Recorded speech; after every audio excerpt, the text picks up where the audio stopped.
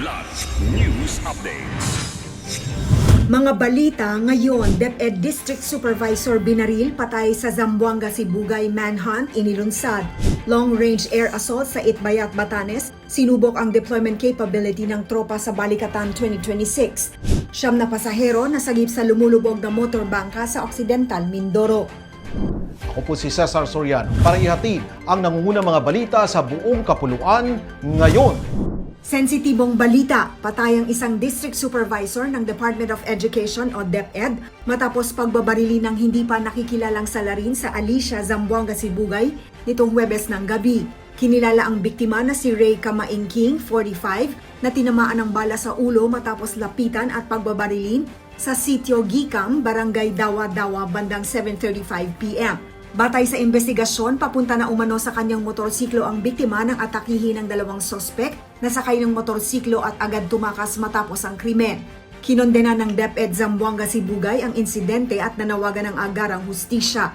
Patuloy ang manhunt operation habang inaalam ang motibo at pagkakakilanlan ng mga sospek.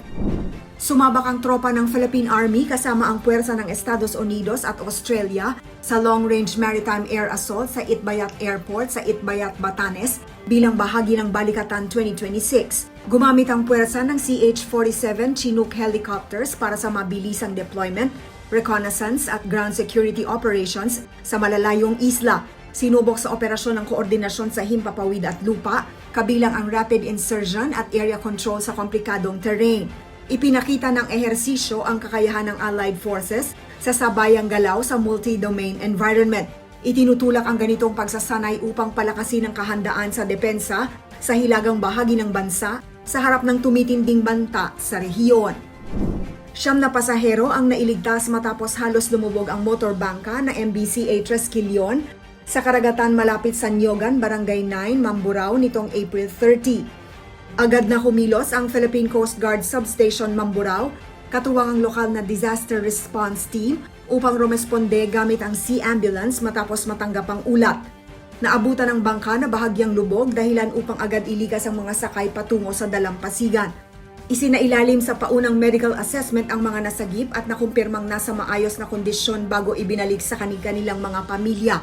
Patuloy ang investigasyon sa sanhi ng insidente habang pinaalalahanan ng mga operator na tiyakin ang kaligtasan ng kanilang sasakyang pandagat.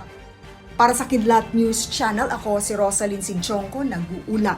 Ako po si Cesar Soriano, kasama nyo sa bawat pagputo ng balita.